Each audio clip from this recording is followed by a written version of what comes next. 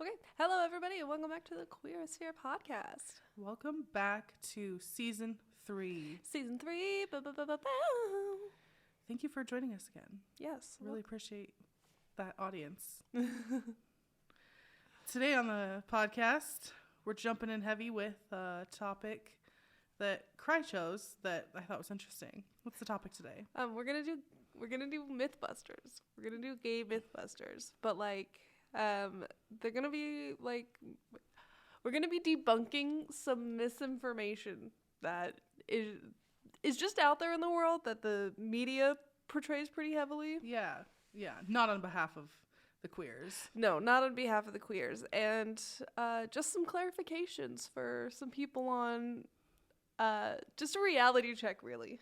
But first, did you ever watch Mythbusters, the show? yes. Yeah, no, as a kid I would watch that show. I mean, I don't remember it like it was my favorite show to watch, but I definitely enjoyed some of the explosions and the tumbling destruction. It consisted of some of my favorite type of science, which is chaotic science. Yeah, really. It's still ethical. Yeah. But it's crazy. Like, unethical science that's a hard line. That's a hard no. But fun, crazy science? Wacky science? Sign me up. Yeah. Yeah, no. Absolutely. It was great. And not entirely the same thing that we're going to be doing today. This is just more ethics than I think science. Yeah. I mean, some of these things are, science is involved. When it comes to gender-affirming care, which is something that I want to talk about because there's a lot of misinformation about that. Yeah. Well, why don't you just start us off with what your first myth bust is going to be? Okay. I do want to kind of bring in the spirit of the show a little bit. And I want it to be, I want you guys to know that it's like, I'm not trying to blame anybody here for anything. I'm just trying to make you aware that it's happening and to maybe question where you're getting your news from. Right. Where you're obtaining your facts from. Yes. Okay. So the first myth that I want to get into, since it's kind of like a hot buzzword topic in the news, is detransitioning. Okay. And not to say that detransitioning itself is a myth, because everybody has their own experience. There are people who go through detransitioning. Right. And it's not to invalidate anybody. It's not to say that you, this doesn't happen. But it's being put into the news in a way that makes it seem like a disproportionate amount of people are experiencing transition regret and detransitioning. It's sort of that media take, if it bleeds, it leads. It's like they're riding off the coattails of anti-trans rhetoric and sort of taking that information on detransitioning home in that way. Yeah. And I have sort of a summary article that NBC News did that's just sort of summarizing what is happening in the UK specifically, because that's where it's getting a lot of traction. Right, that's where the cases have started. And it has to do with people who have detransitioned, like specific people. A person called Charlie Evans, who was formerly trans and detransitioned in 2019, told Sky News, which is I'm unfamiliar with it, but I've heard of it, actually. That hundreds of young trans people were seeking help to return to their sexes assigned at birth. And she said more resources are urgently needed for people experiencing post-transition regret, and talking about how they've had lots of conversations with people who they don't understand what their options are now because it didn't help their dysphoria at all.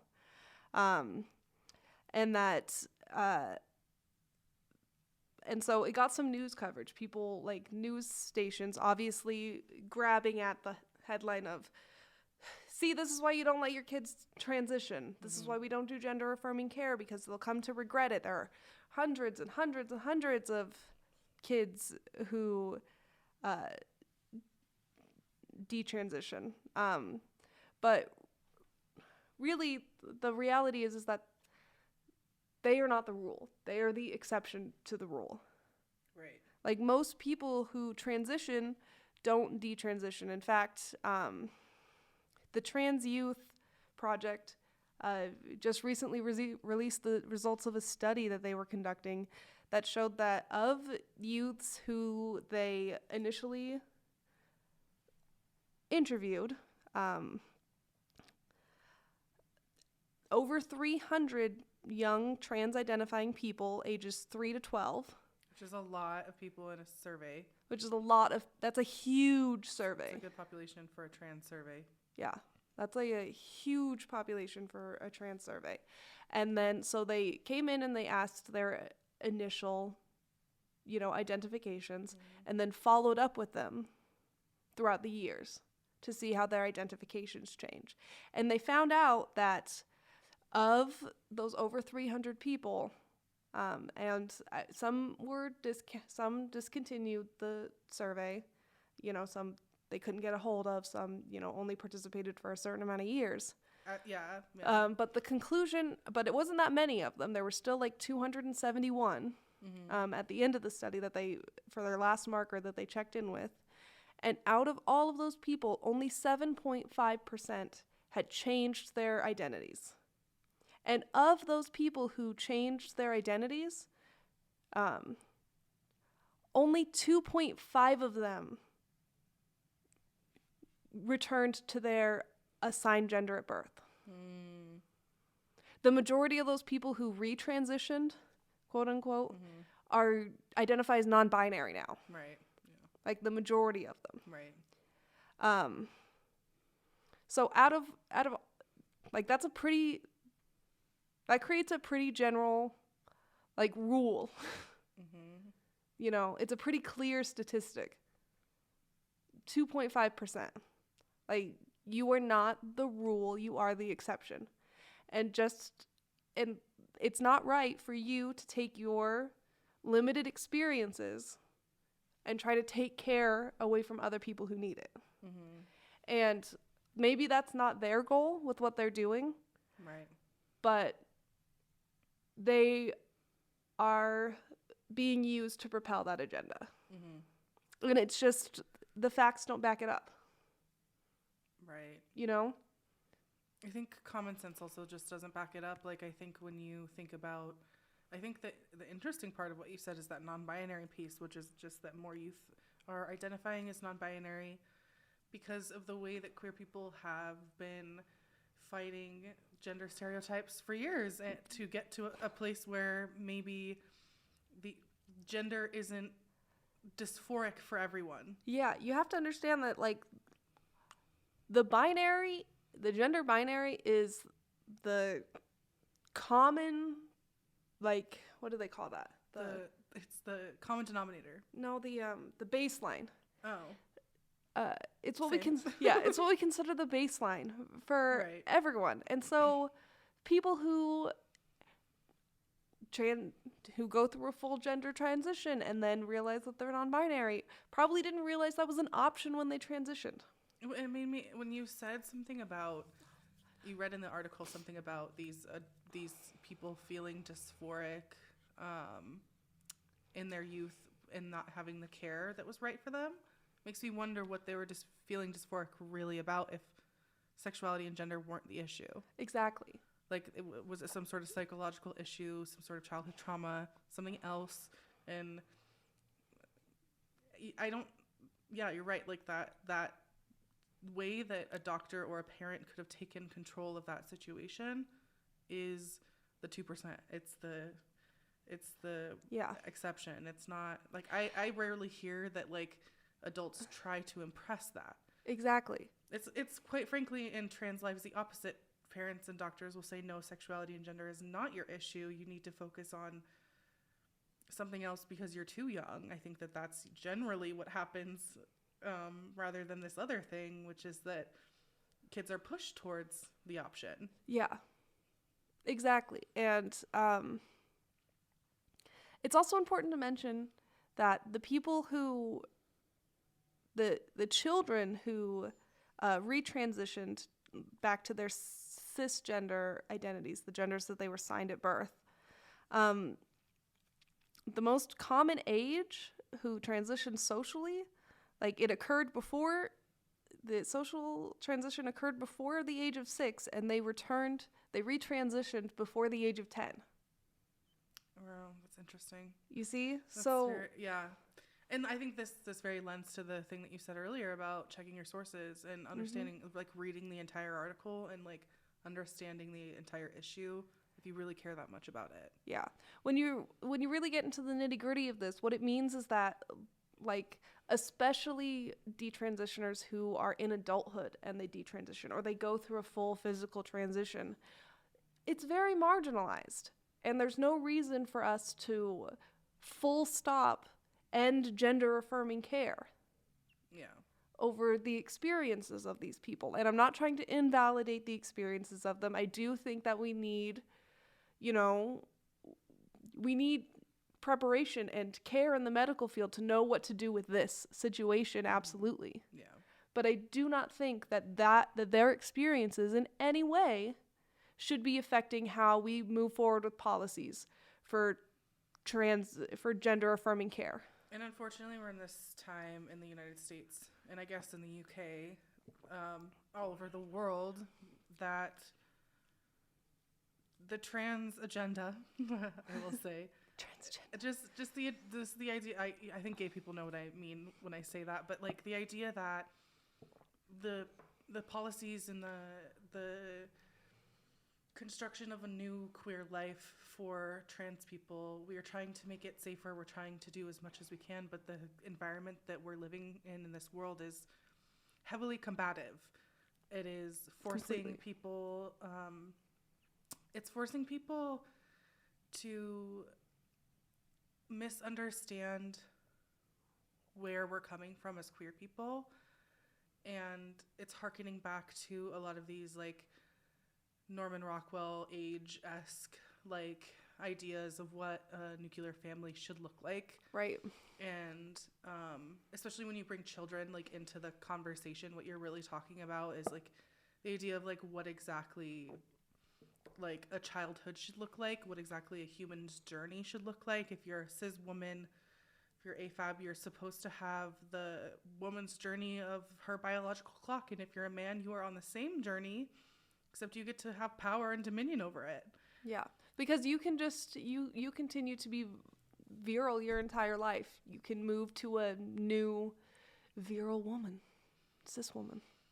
It's not, it's a myth because it's a flipped reality on its head. Like, it's just not, it's like a myth when you read because, into it, it's not. Yeah, it's a myth because it's not something that happens naturally. It's not the way that humans gather naturally. It's not the way that humans formed families naturally, like before society. It's not how we did it. It was a system. It was an image created to manipulate people into creating as many individual households as possible. Yeah, is what it was. And it's just yeah, like, it doesn't serve the trans community and all that we're trying to do to keep trans people and trans people of color safe in this country and then other countries. Yeah. That are suffering from similar climates. Yeah. So I will reiterate that while I do believe that we need to have a contingency plan in trans-affirming care or gender-affirming care, and I think that detransitioning should be an option for gender-affirming care. I think it's something that should be covered. I don't think it's something that we should consider elective. But also, like, if we put more resources into gender-affirming care, things like that wouldn't happen. Yeah.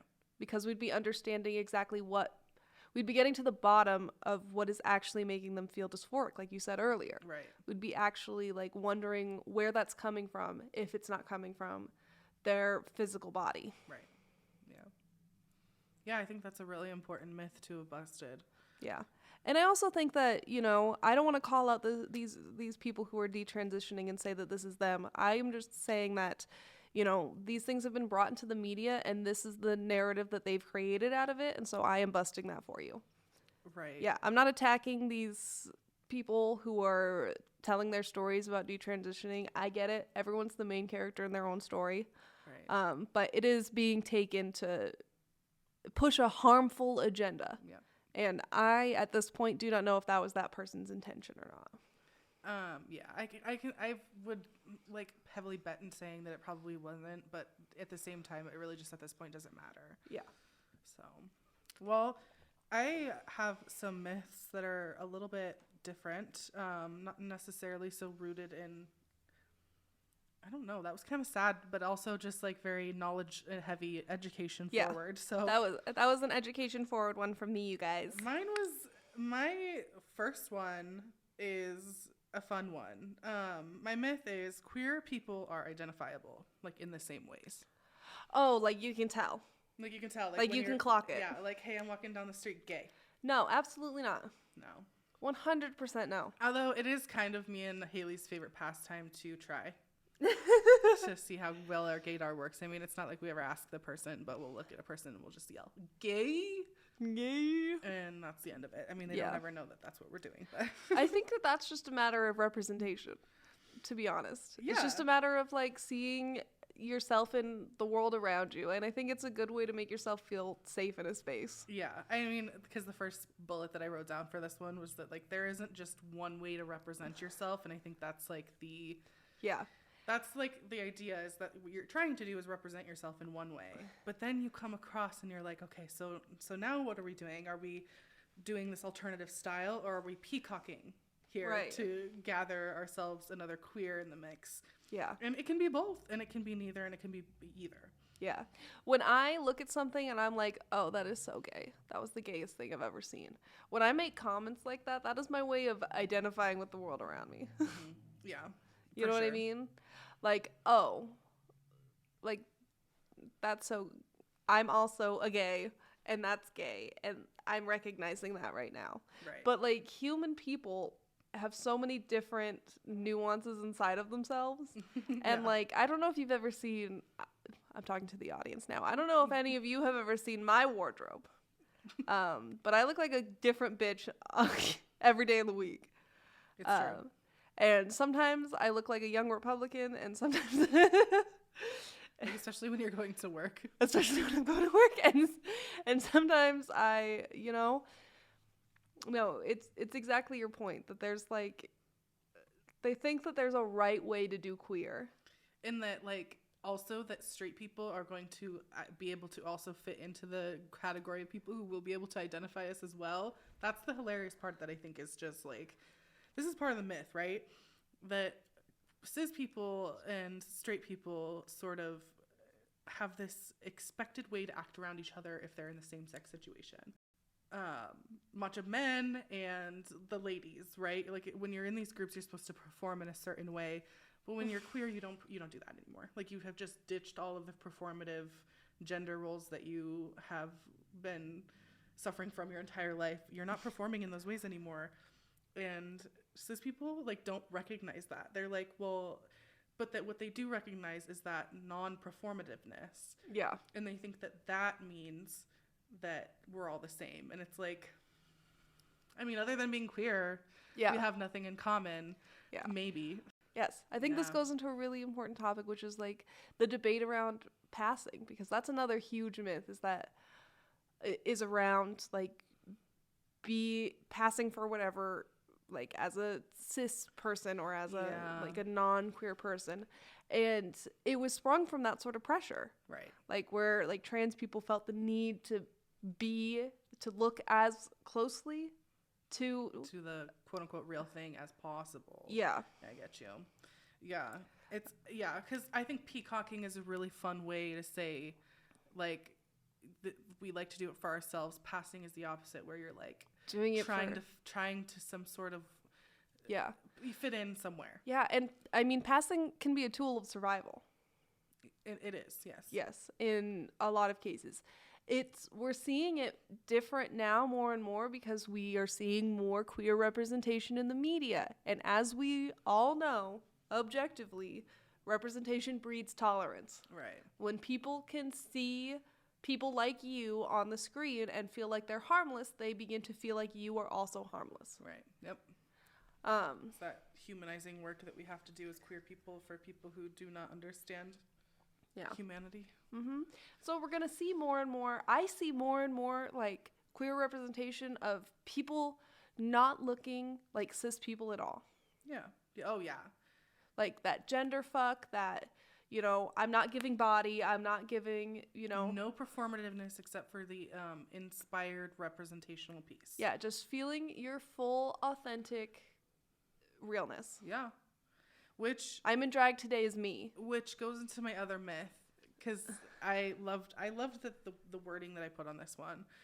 And it has something to do with, like, personally, like, my coming out story as well, which is, like, queer people live a lifestyle. This myth about every queer lives a lifestyle. Your quote, alternative lifestyle. Yeah, alternative is usually put in front of there, but, like, you don't even have to put that word to know that, like, lifestyle just means, like, not the norm, right? Yeah. This is sort of how my mom understood me when I came out to her, that I was going to live this different lifestyle that was just going to be, like, so far removed from whatever she had thought I was going to grow into as a human being.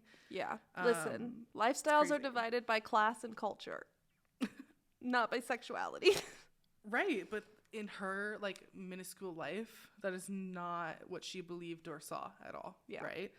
And so, like, it really harmed me as a queer person to have come out and then been told, well, you almost don't deserve to live a normal lifestyle, whatever normal's supposed to be, and that you have to fit into this, like, weird crux of people that, like, right. She thought, right? Like, not that I'm sitting here thinking that, but it's harmful because I'm like, yeah. First of all, I don't see it that way. It's like not clicking. Yeah, exactly. It's almost like she's saying to you, like, you've done something and you have to suffer the consequences of that something. It's exactly like, this is what you've chosen. And you have to suffer the consequences of those actions, which is by not having access to what I have as a heterosexual person. Right. Which is why they block access to marriage, because that's what they're like, you've chosen this alternative lifestyle, so you don't get to have this thing that I have. Yeah. I think for my family, what it meant really was love. Like, I wasn't going to get the love that I so deserved in that family, not that I had ever gotten it. Right. I mean, we know how traumatic my childhood was. Anyways, what I wrote, the reality is queer people live authentic lives. Like, authenticity is the thing that I think we strive for to achieve the, like, ultimate happiness within the self. Yeah. Queer people at peace with themselves. Yeah. Who are at peace with themselves and their community.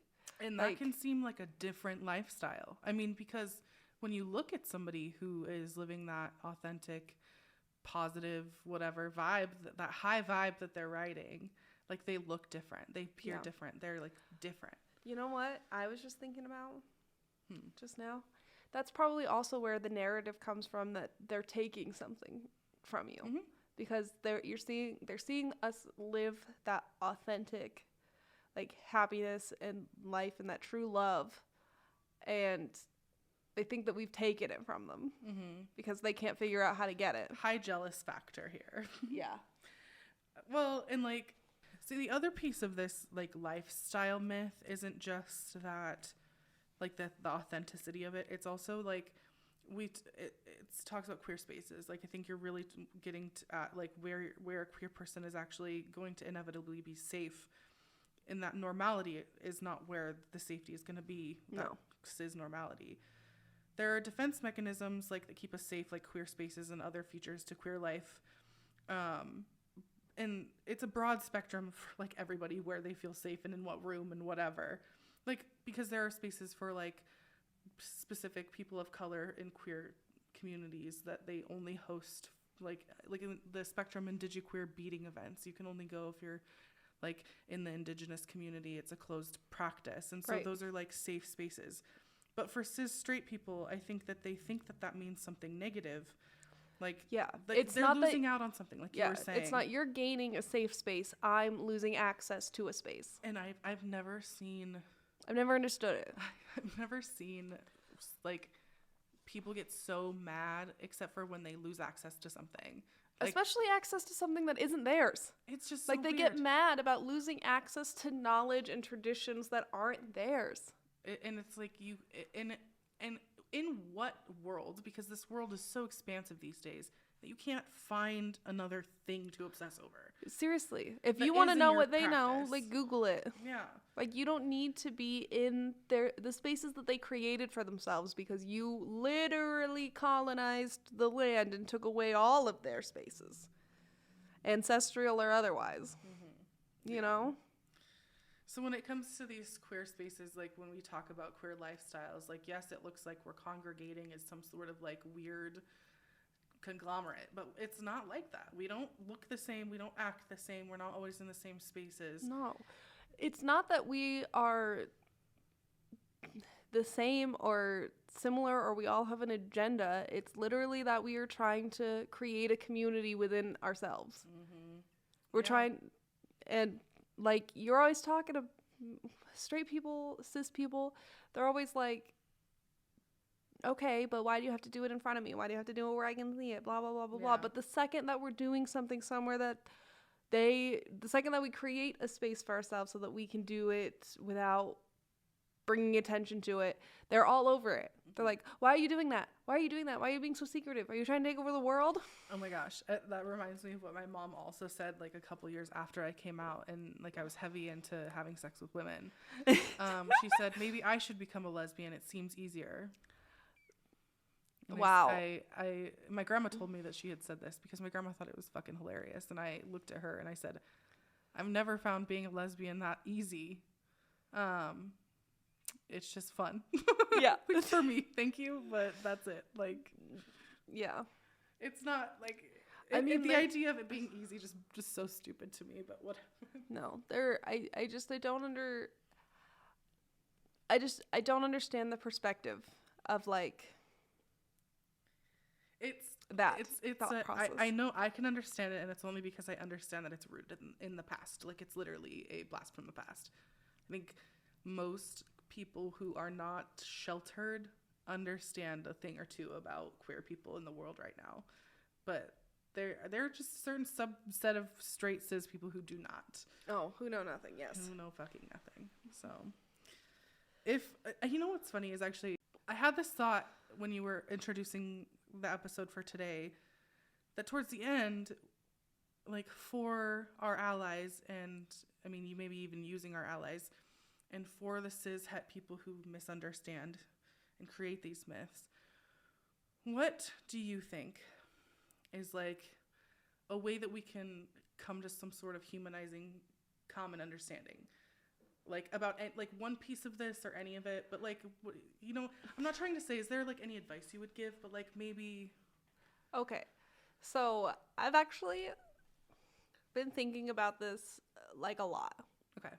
And, like, when I had this conversation in my head, it was directed towards a specific type of person. Okay. But, so, like, if you are a person who has faith, you are a person of faith. Right. And that's the reason that you disagree with whatever kind of lifestyle you think is being portrayed here. Okay. Here's what I would say to you. Helping, like, changing other people's lives is not what gets you into heaven. Getting you into heaven is performing the behavior. It's about what you need to do for yourself. Right. And what you need to do for yourself, what Jesus did, was to live in peace with everyone and accept and give them the love that they need from you. Praise Lord Jesus. Your life and what you do should not be about worrying about whether or not other people are getting into heaven, but what can you do to make sure that your immortal soul is saved? And what you can do is, regardless of whether you think that they are sinners, regardless of whether you disagree with it, regardless of whether you believe that your religion had said that it's wrong, what your job is as a good person of faith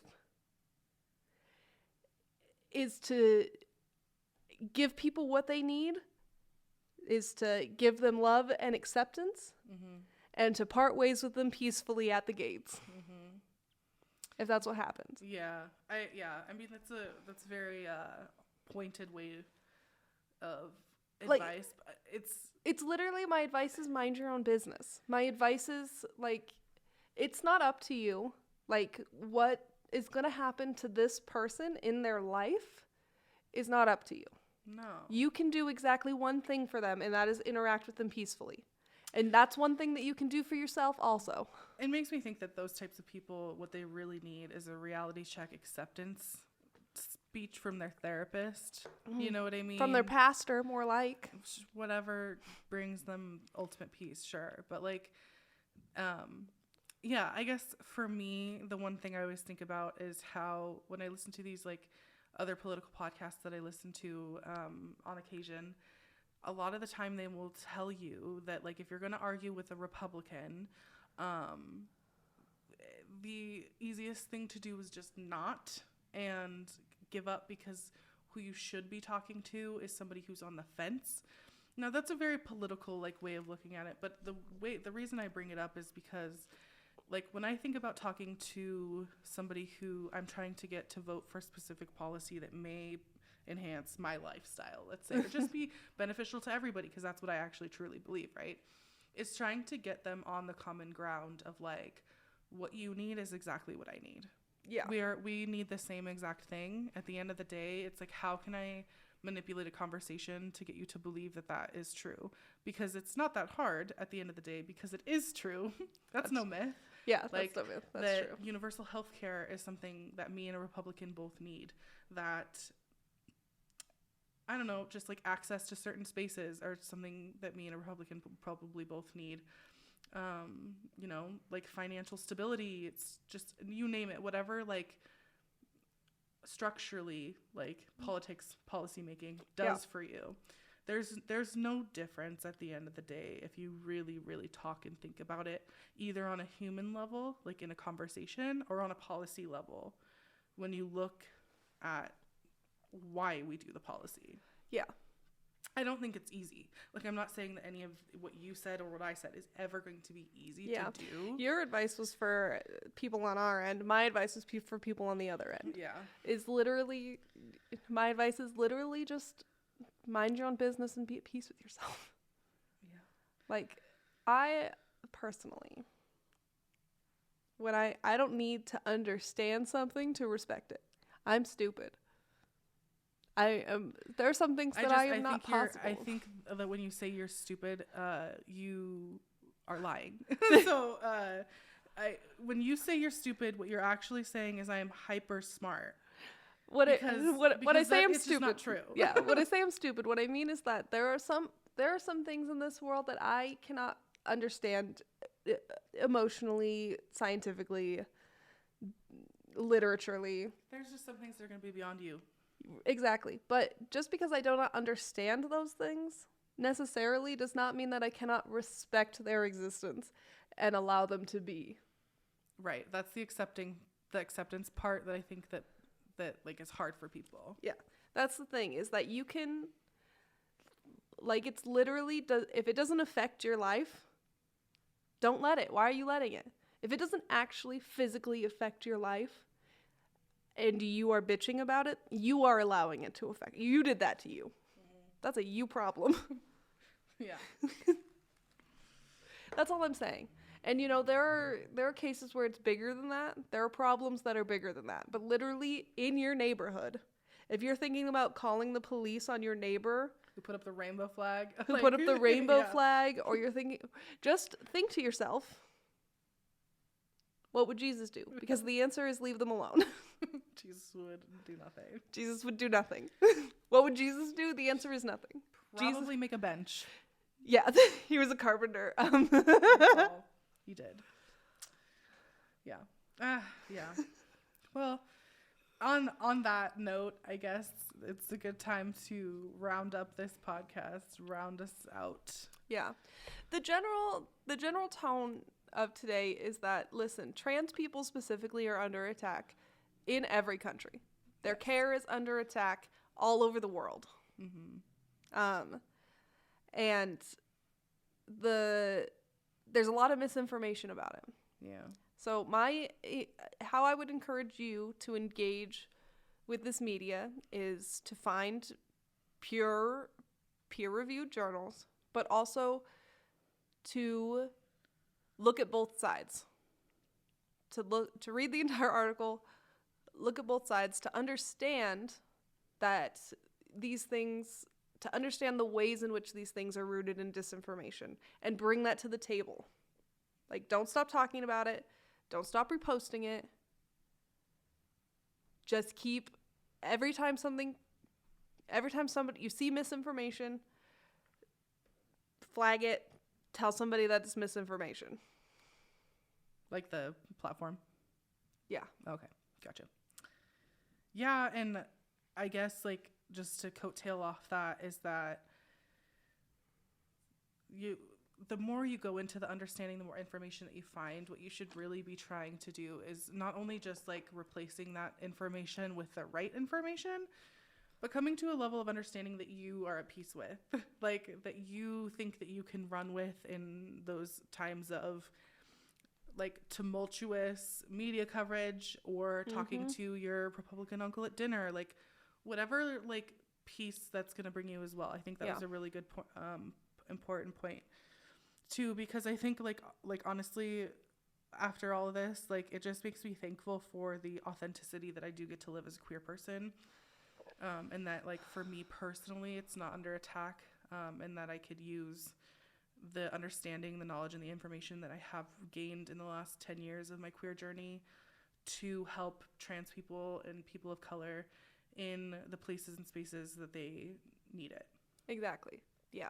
And if I could leave with just one more thing, it's like, if you have, like, the time and the energy and the brain space to look into the sort of progressive solutions that are being proposed. That's always the hardest part, especially if you don't have enough time. But yeah, I think that the easiest thing to do then is join people who are already doing it. There are people who do it. Yeah. And joining the effort is usually the easiest thing you can do on yourself, kind of, in that regard. Yeah. Even if it's just signing up for a newsletter, like, keeping yourself informed. Like, I personally have gotten to a point when I realized, like, I have to be prepared to say this, not that. You know, to say, like, when we were talking about the detransitioning earlier, it's like, that should be a part of the care. That's also gender affirming care, and it should be something that we understand better and that we can prevent and that we have options for. Right. You know, so it's not just about saying, like, the most important part is to disrupt the misinformation to me. But to be able to offer up an alternative solution and say, why aren't we doing this instead of that, is a huge way. I think that's the part where you're going to get the most momentum. Yeah, that's the part where you're going to get the most momentum. To pull out, yeah. I love that trend on TikTok, and I'm obsessed with it in real life. This, not that. This, not that. Well, thanks for listening to another episode of the Queerosphere podcast here on Queerosphere Net Incorporated. We're not incorporated. We're not incorporated. LOL. Thank you. Thank you. You can always find us on social media. We'll be there. Just message us or whatever. Okay, bye. Bye.